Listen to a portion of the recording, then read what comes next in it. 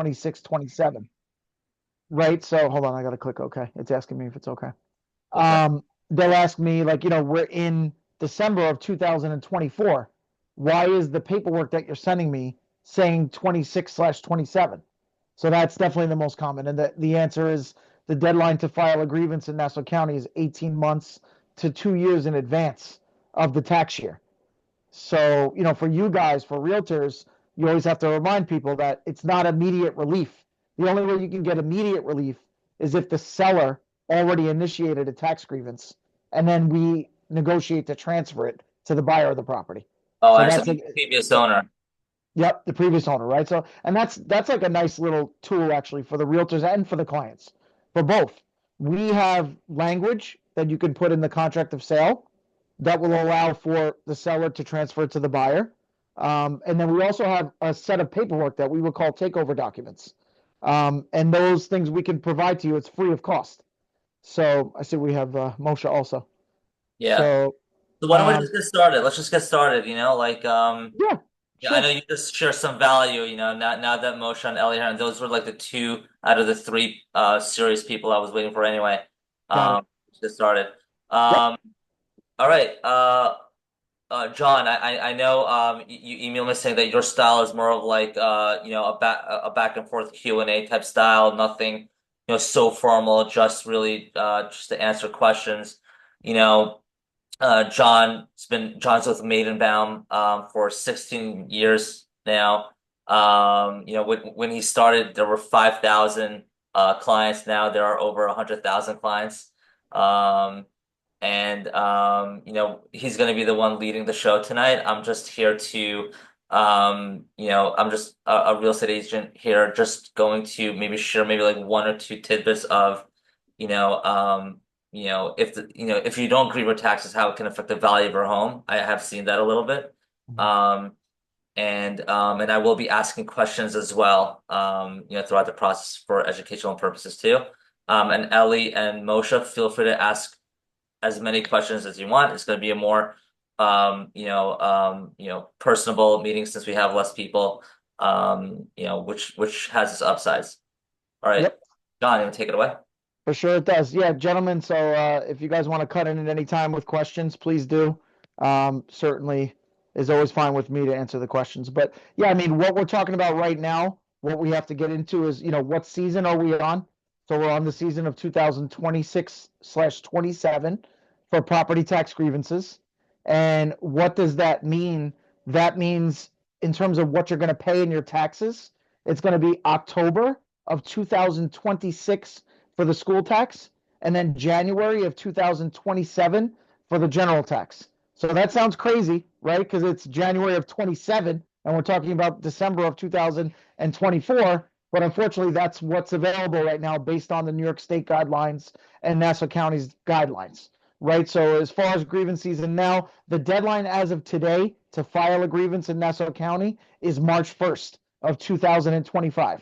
So we're getting in that 3 month range at this point, right? And then, as far as I don't know if you guys are with us already or if you're looking into the tax grievance situation, what we require to sign up for a grievance is a very simple authorization form, which we provide to you. And the authorization form is just going to say that you agreed to pay half of the savings if we get a reduction. If we do not get a reduction, there's no fee for the time that we put on the case, even though we do file the cases individually. It's not an en masse file everybody separately. We do them all one at a time. There's no charge for the time.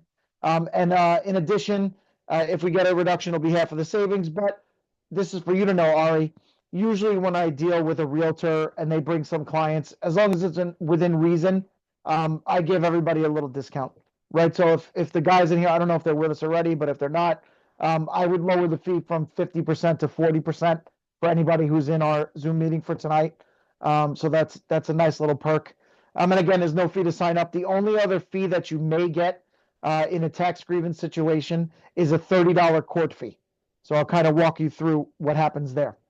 The first part of the process is the grievance itself. So we're going to file the grievance, which says we believe your property is overvalued by the county based on our metrics, which is a lot of times is comp sales, and we believe your tax assessment should be reduced by X amount.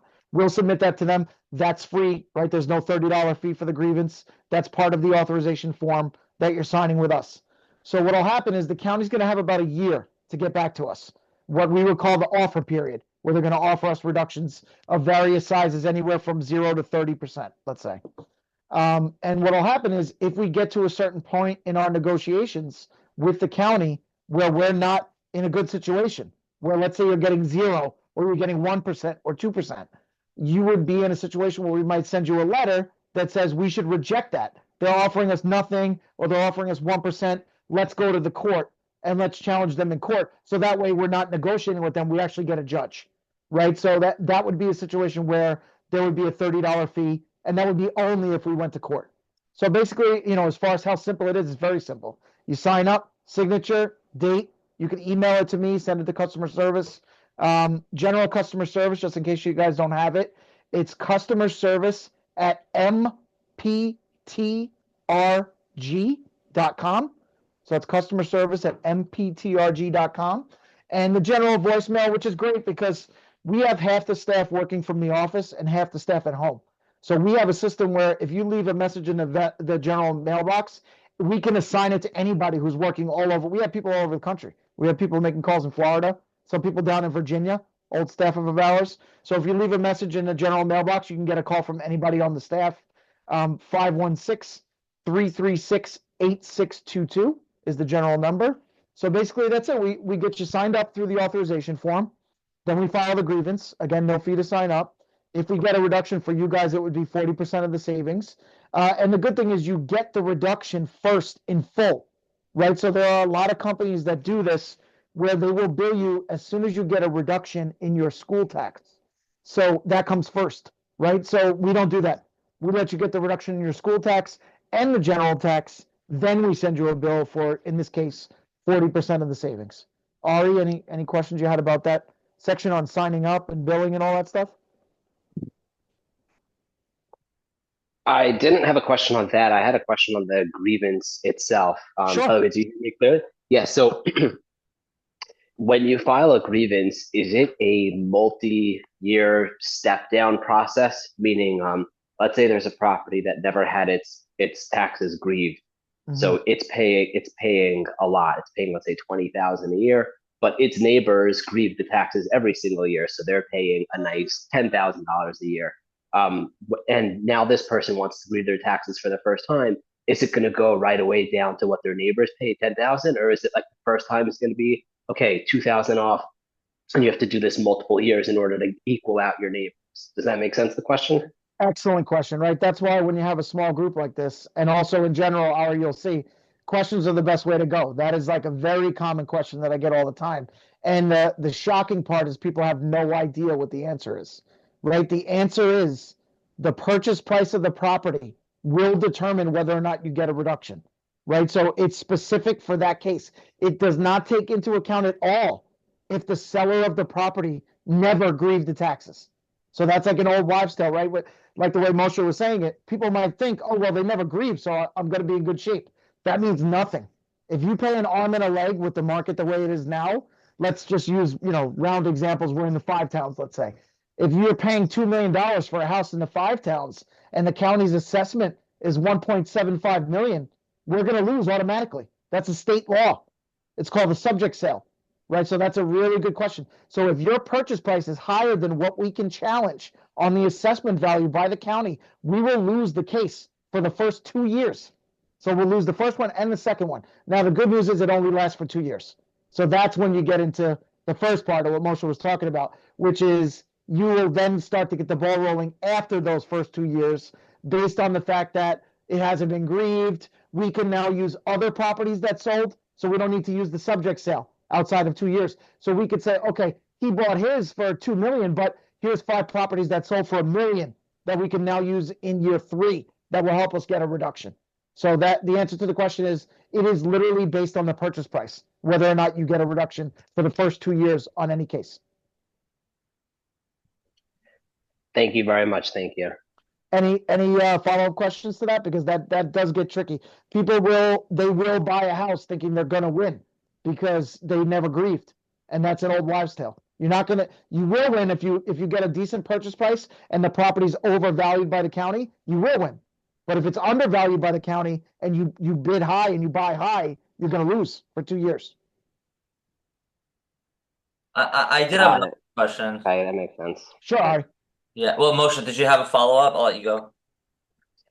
I'm trying to think. Yes, that after 2 years, that's when you could go to. Does it have to be compared to neighbors what they recently bought their properties for, or what their houses have recently been assessed at? Very good question, right? So actually, we're not allowed to use other people's assessment values for evidence, right? For anybody taking notes, that's a huge point. For anybody taking notes, we are not allowed to say so and so is the neighbor and they are assessed at this number. Now, if you think about it logically, it makes complete sense. Because what if the neighbor grieved their taxes 12 times and they won 11 times?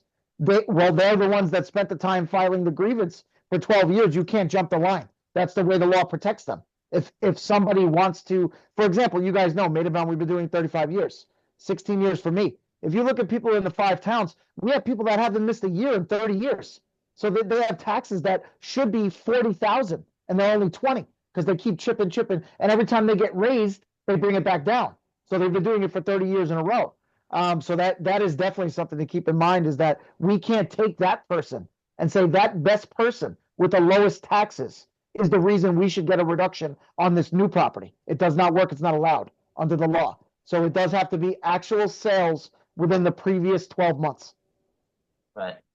I have a question. So let's assume for a second, like in that example, that that individual he grieved his taxes for 30 straight years, right? Mm. And now someone purchased that property, let's say for fair market value. Now will the taxes go up since there's a new purchase price on the home, which is a higher value? Will it catch up? Another great question, right? So that's one of the ones for the high end people. All the smart people asking questions are in this Zoom tonight. I get that question a lot. So, Well, if you do get it a lot, this answer is very technical. So you have this recorded, so you'll be able to go back to this. I know I had to do the math. I had to learn the math on how to calculate the taxes, and there's a new number every year, right? So Correct. So the answer to this is very tricky, right? The law says they cannot raise you to the purchase price number just based off of purchase, unless one of two things. Actually, one of three things. One, they buy the house and they open up permits for renovations. Then they can raise you to whatever number they want. So it has to be together, right? Not just buy the house and open permits for renovations. That's strike number one. Strike number two, buy the house, open permits for new construction, for a knockdown. That's another way that they can raise you to whatever the new value is based on your purchase price. That's two. Three, this is the trickiest one, very hard. If there is something in the inventory of the property that doesn't match the listing, that then doesn't match the county record, right? So if there's a discrepancy, if you're selling the house and it says 5 bedrooms, but the county has it as 7 bedrooms, right? And there's in either direction, you know what I mean? That'll change the value point. So if it doesn't match at all, they can then raise the number to whatever the purchase price is. So those are the 3 caveats to where they can go to the purchase price. Permits for renovation, permits for new construction knockdown, and inventory mismatch. Otherwise, the answer is no. They can't raise you to the purchase price. wow, I didn't know about the last one. That's new to me. Wow. Very tricky. Now, the good news is, if you get the right person on the county side, they'll just adjust it for what it is, right? So if you're listing it at 3 bedrooms, but it's really 5, they'll adjust the assessment. They're going to raise it, but they won't take the liberty of the law, right? The liberty of the law is saying to them, you can open up the floodgates and make it whatever you want. If it's just the inventory thing, they usually will follow the inventory and say, okay, I need to adjust it by 25,000, or I need to adjust it by 80,000 based on the discrepancy in the inventory. The one where all bets are off, new construction and renovations, especially new construction, right? So new construction, you may buy a property where the assessment already exists because the county does the assessment 2 years in advance. So the assessment on the old house is 600 grand. Now you do a new construction. Well, that assessment is not a mystery. It's not a myth. It's real. It's 600,000. But because you open those permits and you're building a new house, by the time they get there, if you pay 2 million for it, they can make it 2 million. Even though there's another assessment that's already there, the following year they're going to crush that assessment and then make it 2 million. Now, what's the definition of new construction? Like, what if you're just renovating it, just to make it look a little nicer, not doing anything crazy? You're just, I don't know, removing the floors or, I don't know, painting or, well, like, what is the definition of a new construction? That's another very technical answer. The answer is, according to the law, renovations and construction are the same. So it's all related to permits. So technically, the technical answer is once you open those permits, there is no cap on assessment increases. That's the way New York State plays and Nassau County plays. But there is a caveat. In practice, and having seen literally 100,000 cases, I will tell you that doing a renovation where you just do cosmetic work inside, even with permits, you're much better off. I've done it on my own house, so I know from experience. My first set of renovations were interior. They barely even scraped my taxes. And then I knocked it down. So they did raise me and I knocked it back down. So that's great. That's the best way to do it. If you're ever thinking about advising a client that's not sure, I'm going to open permits. How should I do it? I sort of like the house. I don't think I need to add square footage. You should jump on that and say, if you can do your renovations cosmetic, but you want to do it by the book and you want to file a permit, that's fine. But don't touch the square footage. That's the caveat. Once you touch the square footage, forget it. They start going crazy. Right. Doing whatever they want. Meaning if you increase the square footage of the home. Yep. Not the lot, the square footage of the living area. Yeah, the living, yeah. I mean, look, as an agent and as an appraisal, that's how we value the home, but price per square footage and Yep. livable square footage. Yeah. And so do they. The county, and remember, I'm dealing with multiple municipalities here. The county and the village. We're Right. one of the only firms that also challenges the village if it's a good case. Right. Yeah. So just make a note of that, everybody, too, because I had confusion with 2 clients today about this exact problem. My authorizations say county and village, but you do have to read them. It basically, I'm summarizing. It says the county we will file no matter what. I don't care if it's a terrible case.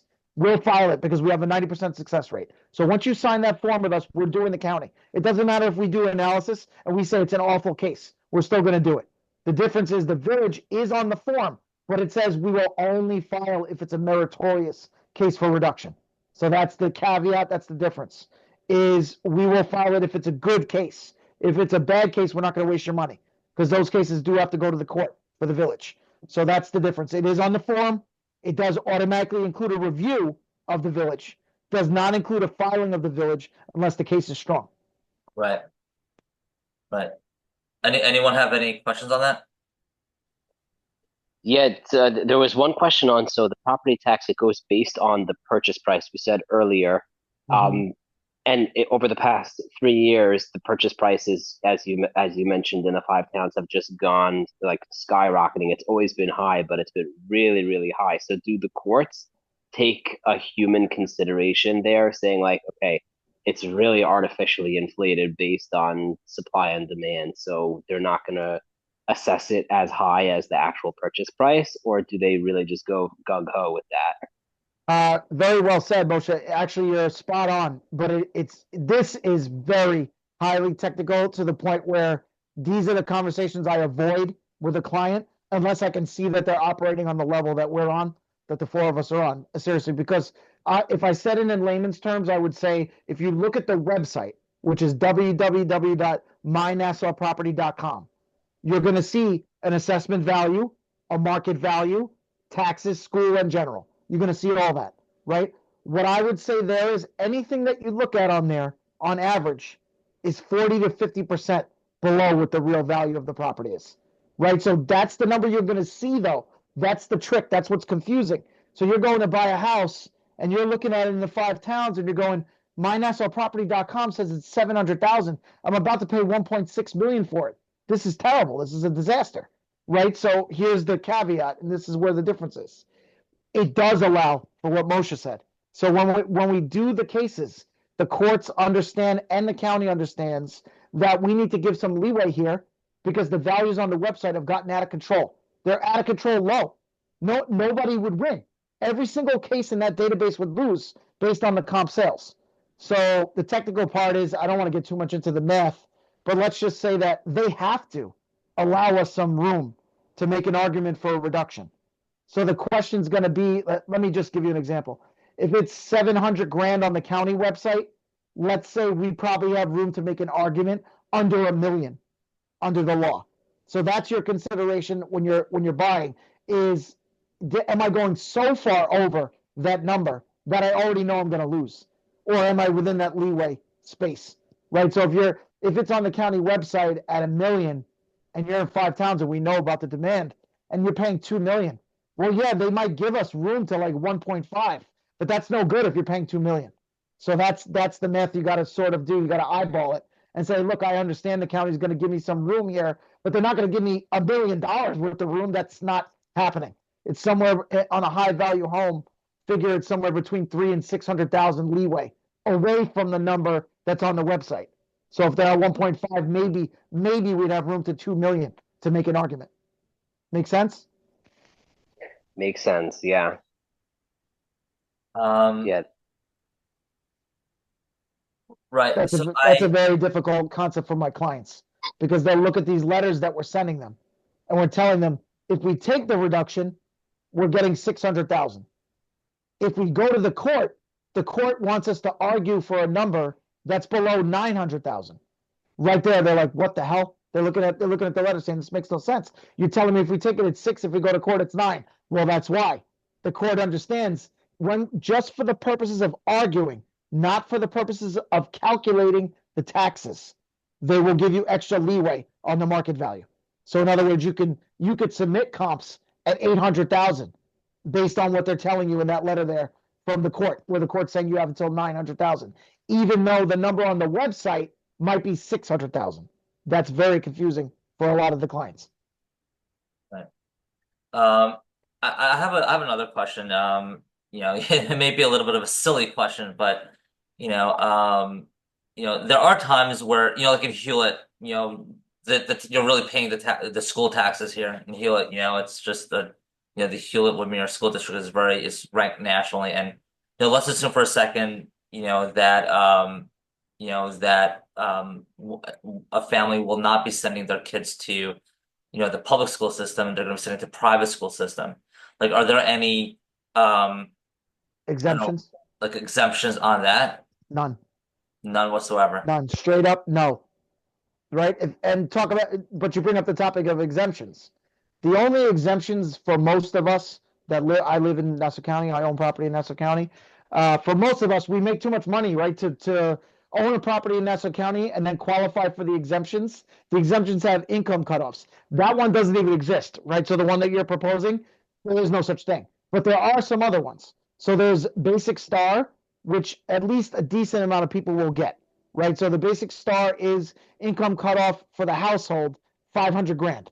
So if you make household income below 500 grand, you can apply for Basic Star and you'll get a check from the state anywhere between $700 and $1,200. So that's free money for some people, right? A lot of people that are buying are over that number in Nassau County. But if you're under that, you can get that. Other than that, all the income requirements for the other ones, which a lot of times anywhere are for seniors, so it doesn't apply to most of us, right? It's for 65 plus. The income requirements are like 95 grand. There's another exemption that's a $50,000 income. Like, you could never live in Nassau County and own a property with income like that. So the point is, really the only exemption that applies for most people is the Basic Star. Everything else is a no. Right. Unless you're like a part of the clergy or Correct. That you have to be certified. Yeah. The funny thing was, when the getting was good, I saw clients that magically became rabbis, and then they got the exemption. There was a time where you could get away with that. I've seen the point is, I was here from the day that this industry was not a thing, right? When I got here, this place was operating. It's a law firm, so we had business anyway. But the tax part was just like fledgling, you know what I mean? But I saw it started to get bigger, and I saw the way the county started to wake up and say, whoa, this thing is blowing up. We got to start tightening the screws. So like, I used to see people that were signing for houses where they technically weren't the owner, for the tax grievance just to help out a family member, the county would let it go. They would let it through. I saw people applying for clergy that were like shaky, maybe not a rabbi, maybe not a priest, maybe didn't have great paperwork. They were getting approved. Now here we are where this business is a huge thing, right? 300,000 people out of 400,000 in Nassau County properties are applying for a grievance, 75%. So when that happens, they shut down all the nonsense. So if you want the clergy, you got to be certified clergy with about 35 pages to back it up, and you have to be practicing and all that stuff. But yes, that is an option. But If you're legit, yeah, it's an option.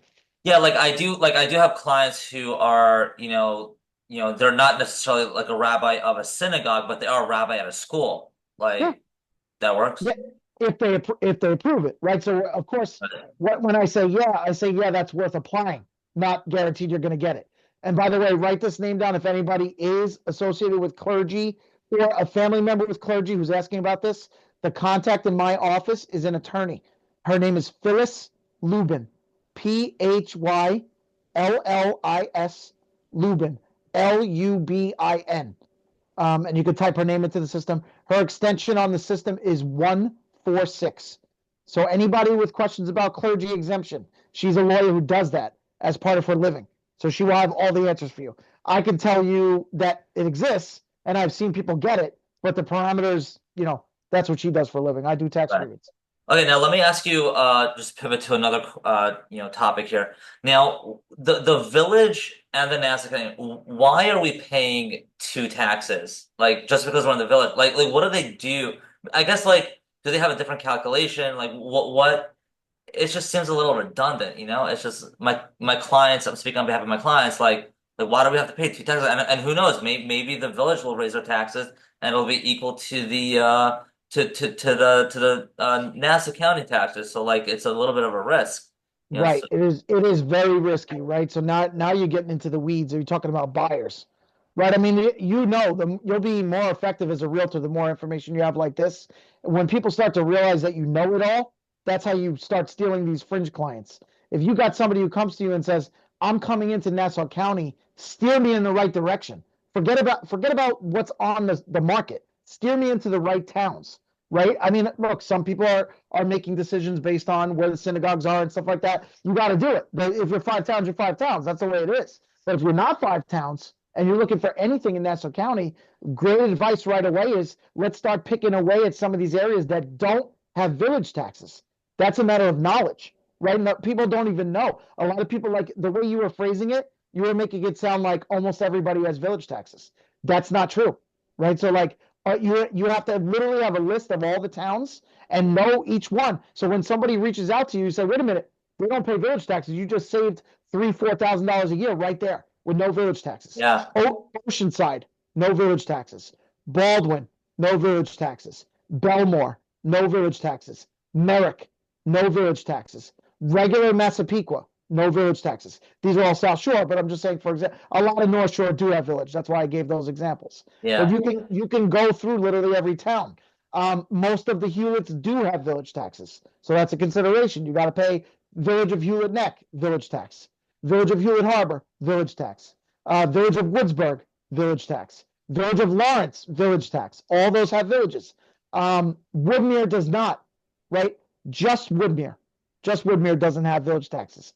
North Woodmere, right? I think there's some that are Valley Stream village tax, right? So you got to know all those parameters. A warning to people.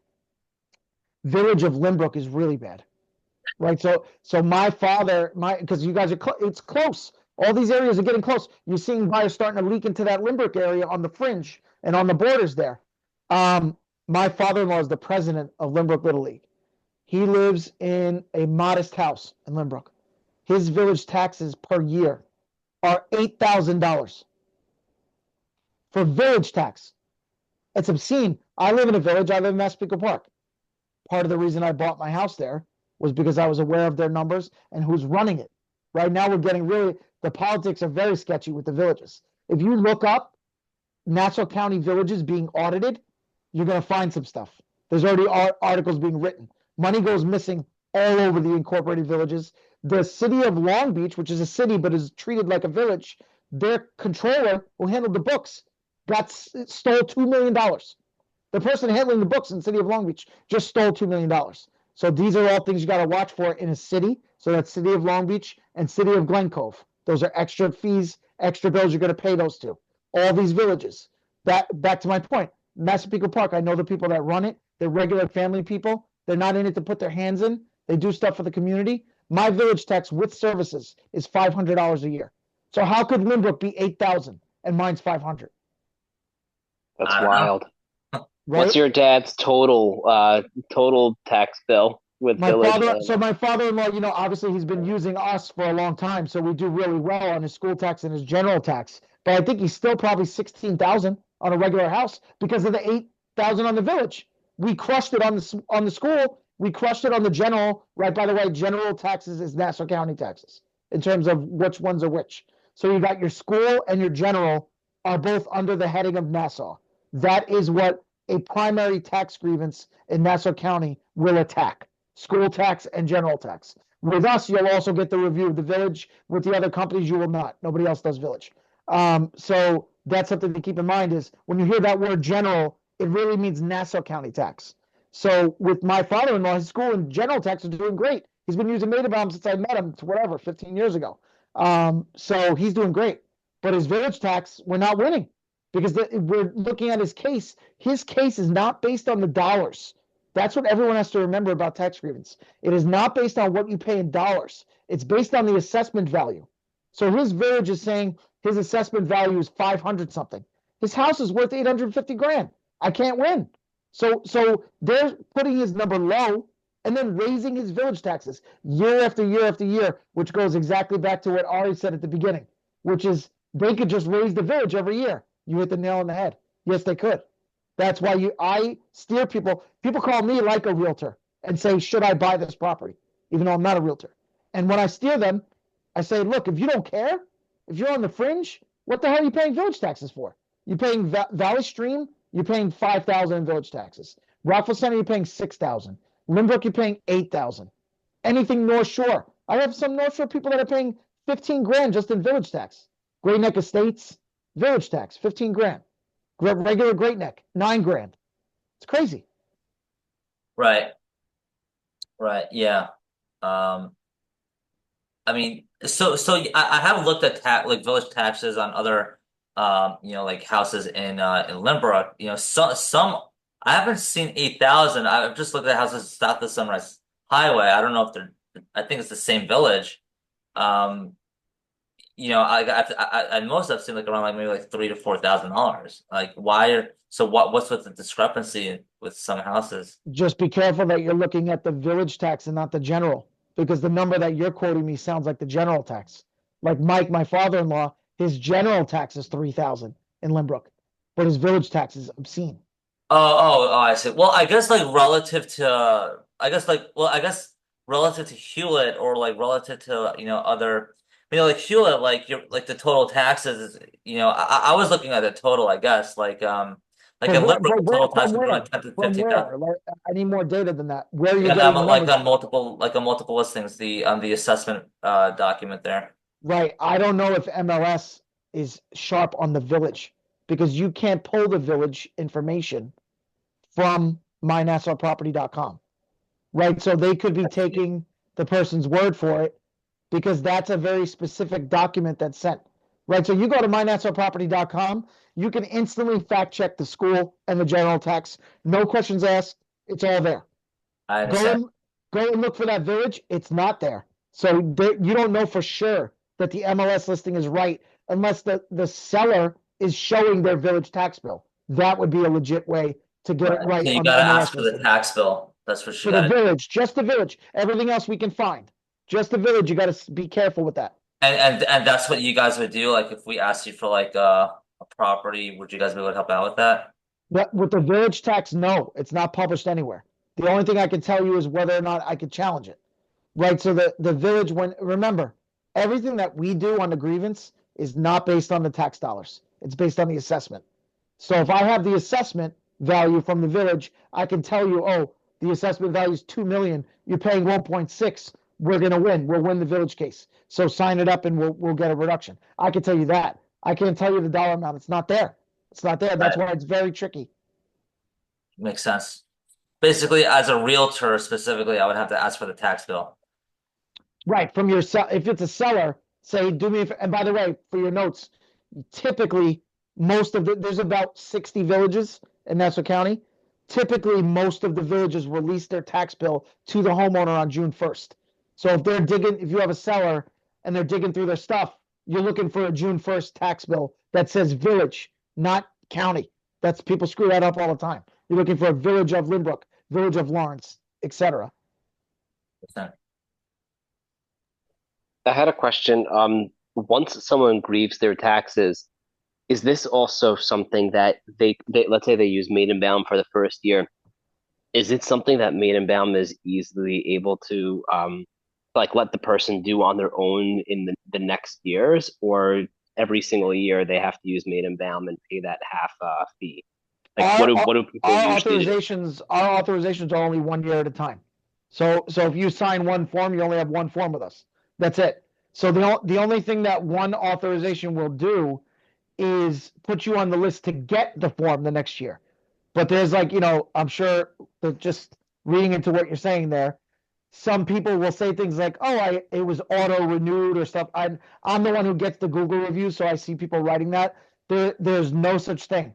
There is auto renewal to be on the list to get the form, but you have to fill it out every year. So all these Mhm. clients that we have that did it 30 years in a row, they filled out the authorization 30 years in a row. Like I do it on my own house. I still have to fill out the form myself. It will not auto renew. So that's the thing. So if you do it one time, that's it. You're only signed up one time. What happens on cases what people don't remember is that you signed up 2 years in advance, right? That is the thing that a lot of people will say, "Oh, they auto renewed me." No, we didn't. You signed up in 2020 for a case that was in 2022. So in the meantime, you may have sold your house. You still signed up with us for the case that you asked for. That's a very common question that we get. And of course, we have copies of all the authorizations. So very easily resolved. We just send them a copy and then they see that they did do it, which is how we resolve those cases. Got it. Though I don't, Moshe, I don't recommend that, right? I certainly don't recommend as a homeowner in Nassau County ever doing it by yourself on this administration, Because right? there So are so many that's things to screw up on your own, probably. yes, and because what people don't realize is the rollover effect of getting it right and using Maidenbaum, right? So not only do you win 90% of the cases with us, which plays out amongst people that do it for a decade in a row, we're probably going to win 9. That's what the numbers show. Not only that, the law says this is huge. This is key. The law says that no matter what that last assessment value number is for the tax year that you're handling, the next year when the county goes to raise you, the maximum that they can raise you is 6%. So every time we get a reduction, you're not only winning for that year, you're also winning when they go to raise you. Because of course, we all know it's a moving target. That's what they're doing. That's why this company exists. That's why this business exists. They want to raise taxes. They want to collect more so they can pay the teachers more, pay more for technology. Money can disappear. Whatever the hell we have to deal with in Nassau County. So the point is, if you don't get it right the first year, then it's an increase the next year from the wrong number.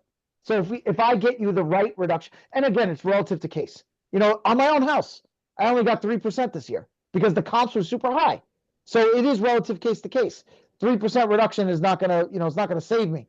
You know what I mean? But the comps were high. The case wasn't strong. But when the case is strong, you have to know that you have Maidenbaum because you can't drop the ball on that. Like I had, I'll give you a good example. I can't talk about names. This guy came to me through the grapevine from a very, very prominent person that everybody would know here, who's a billionaire. This guy's associated with this billionaire. And this guy was like thinking about doing it himself. He's like, I'm a smart guy. I make millions, X and Y. So I dig into it a little bit and I see what he's thinking about doing. And I let him bounce it around in his ideas or whatever. Very smart guy. Everything he was saying was wrong, of course. So I'd let him do that and I'd let him start to prepare his own case. And I told him I would consult on it and look at it for free. Long story short, we got this guy a 12% reduction, which the average in Nassau County is about what I got, 3%, 3.5%.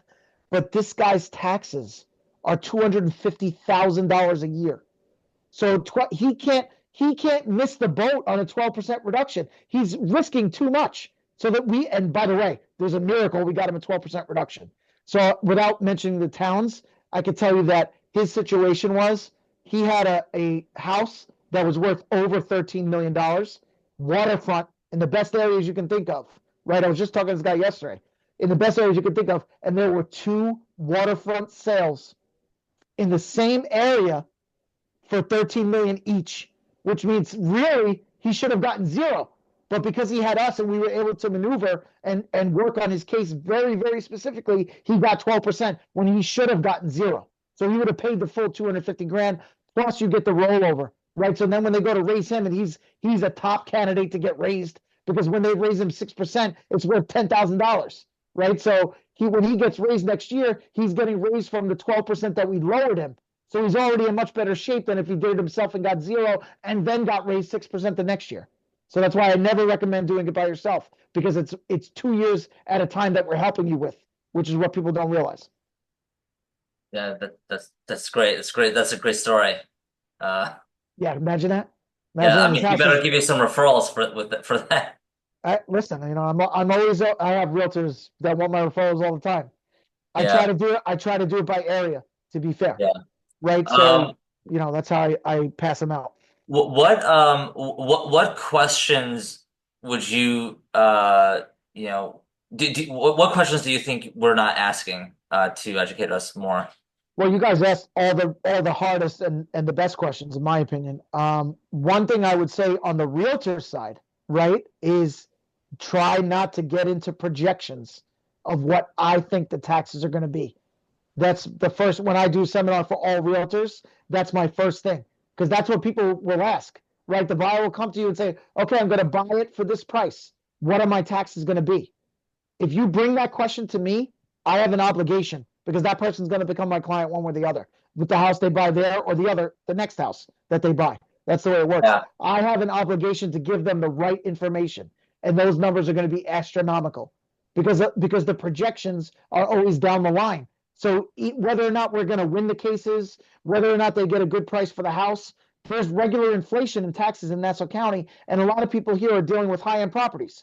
So all this other stuff is talk. If you ask me for projections down the line, which is 2 or 3 years from now, the numbers are going to be high. If you're paying $2.5 million for a house that's assessed at $1 million, the numbers are going to be high in my projection. So I've killed $1 million deals because I'm obligated to give them the right information. I can't do otherwise. And that honestly, that's Maidenbaum himself, right? So for people who don't know, Maidenbaum is a real guy. It's not like it's not like somebody whose name is on the company and he retired. He's here with me, a couple times a week, and I answer to him directly, the owner.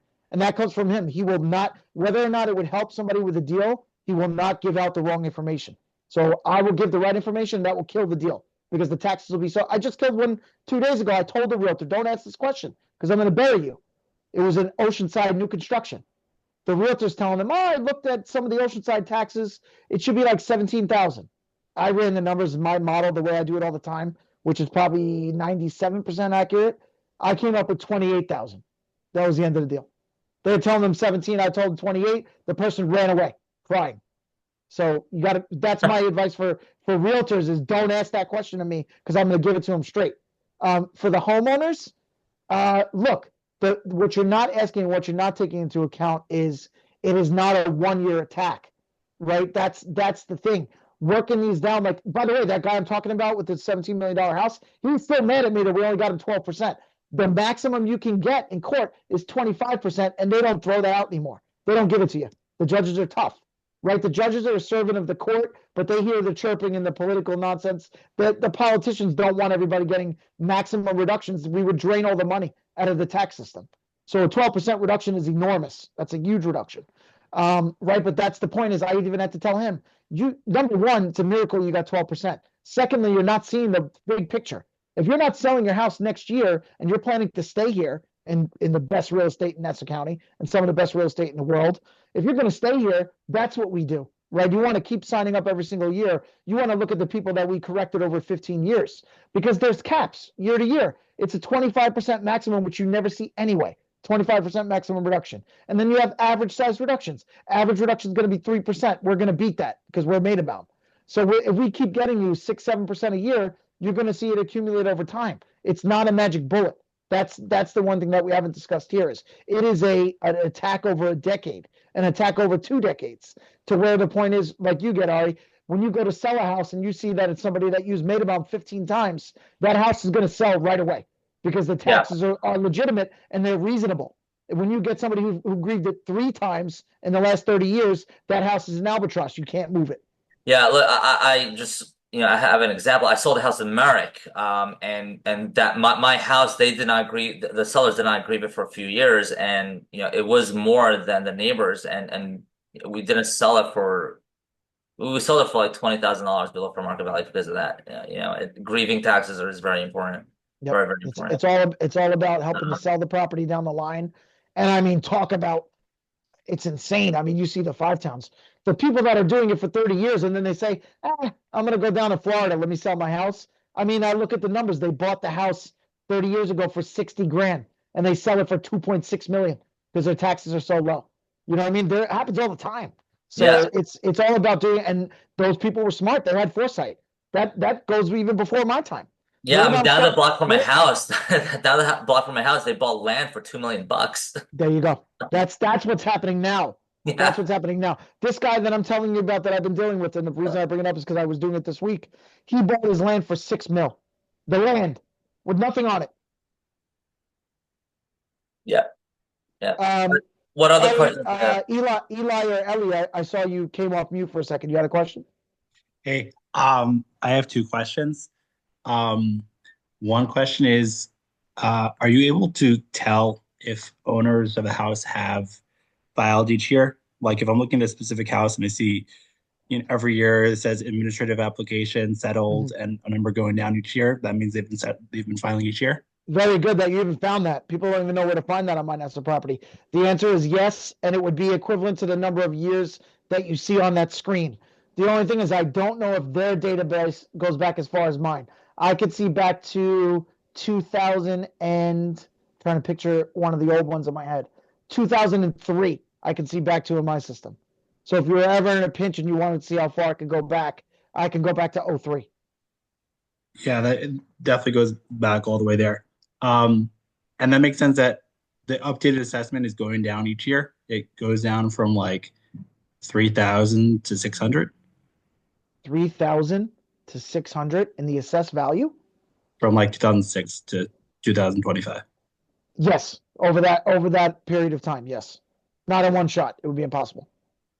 Very cool. And if it's status pending, that means that they filed for this year.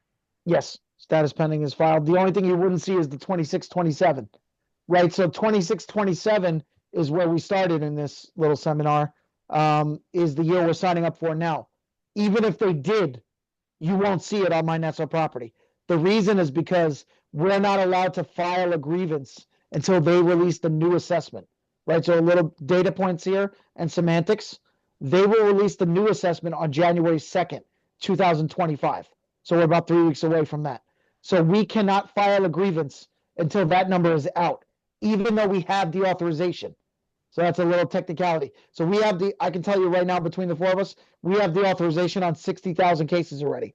We have not filed one case because we follow the law to the letter. We will not file it until the number is out. That's what they want us to do, and that's what we're going to do. And you will not see any of those on the website. Got it. And talk to me about, I guess, previous owners filing and then transferring to new owners. How does that work? Like as long as you can file it January 2nd?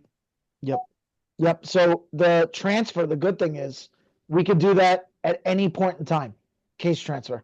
So that's beautiful, right? So, and it makes sense if you think about it, because if we're going to transfer a case that's midstream, well, yeah, we have to apportion it, right? So let's say we have a case that's midstream and then it's right smack in the middle of the tax year and the property gets sold. Well, the seller, they got benefit. They got benefit to the date of the closing. The buyer is going to get the benefit of the rest. So that goes back to, I don't know if you're on yet. I told Ari, you can request from Maidenbaum takeover documents. So that's what your request would be. You would reach out. I'll give you guys my email. There's only a few of us tonight. It's John, JOHN, @ M for Maidenbaum, P for property, T for tax, R for reduction, G for group.com. So John at mptrg.com. You guys could just ask me for takeover documents. I would go to that department, and then you would get the buyer to sign off, or vice versa. If you're the seller or the buyer, it works both ways. We just need the new party to sign off, and then we would transfer the cases as of the exact date of the closing. So is there ever a discussion around, like, let's say closing date, just push it to after January 2nd so that the original buyers can file and then transfer right away? All the time. It all comes down to how friendly are the seller and the buyer, right? So I've seen plenty of situations. People are getting nicer. I don't know if because the prices are going up, we're getting good buyers, very, very upstanding people with good credit scores and shit. But people are getting nicer. They are saying to the buyer, if you're not going to drop out of this deal, I'll sign up with Maidenbaum and we'll make sure we get it transferred. And what they do to back that up, where they have to put their money where their mouth is their lawyer will even put it in the contract. So they're covered both ways. So if they don't get the takeover documents from me, they can still transfer it because there's a line in the contract that says the buyer has agreed to assume the rights and responsibilities of the tax grievance. And once that contract is signed, that's the responsibility of the buyer, and we split it as of the date of the closing. So I get it. The answer is I get it all the time if the people are getting along. Do I have situations where the buyer says, excuse my language, F you, I'm not taking it, even though I'm going to get the benefit? Sure, I have those situations. That's my responsibility to handle. The seller will come to me and say it'll be one of two ways. If they're going to come to me and bring a new property in Nassau County, I'm going to basically wipe it out. I'm going to do them a solid if they bring me new business. If they're moving to Florida, I'll settle it with them for less, right? So we do have to get the money because we filed the cases and we got the reductions. But I will work with the people that get screwed by the buyer. Right. And just to be clear, now that will be what you just said in terms of it being in the contract, that it'll be in the contract of the sale of the home, correct? If they tell their attorney, yes, which is getting more and more common, right? It's all just relative to the numbers. 300,000 properties are filing a grievance.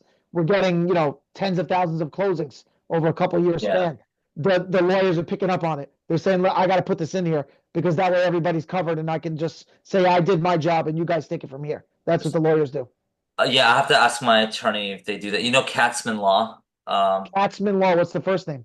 Well, Aaron Katzman, law offices of Aaron I. Katzman. They're out in Limbrook, actually. They do a lot in the five towns as well. They have a massive. They're my go-to. I know the owner. So like they're massive real estate transactional attorneys. Nope, I don't have them in my phone, so that means I don't know. Everybody. Yeah, I can hook you up with them. Yeah, I'll be more than happy to hook you up with them. Whatever, yeah. What else? Anytime, pass them over if they have any. Yeah, but that's good to know. Guidance.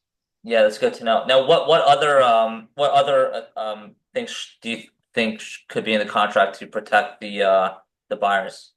In terms of tax grievance, nothing else, right? Because tax grievance is pretty simple. You're just transferring the rights and responsibilities of our authorization. So there's no hidden fees. That's another thing about Maidenbaum. Like, this is between us. I don't like it to be out there like crazy.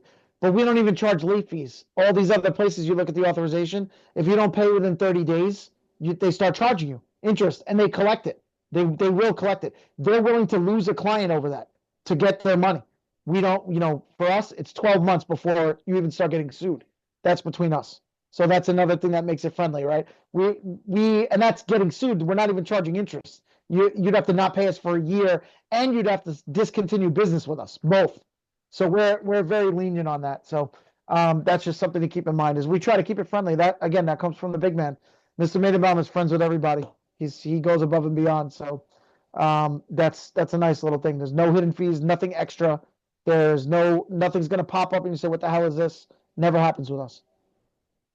All right, awesome. Thank you, John. Any other questions before we head out?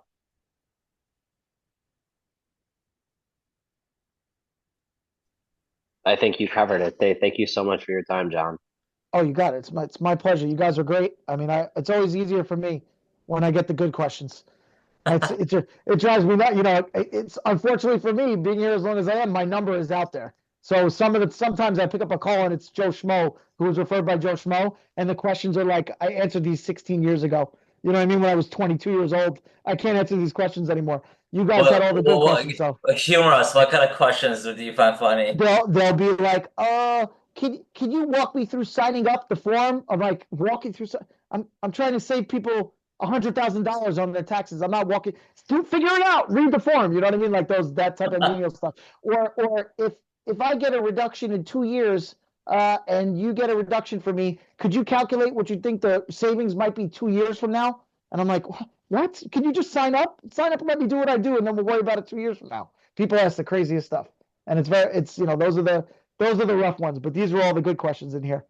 Awesome. All right. Awesome. Thank you, John. I really do appreciate it. And use John. Use Maidenbaum. Yeah. Thank you. All right. Appreciate your time, guys. Email me if anything. Take care.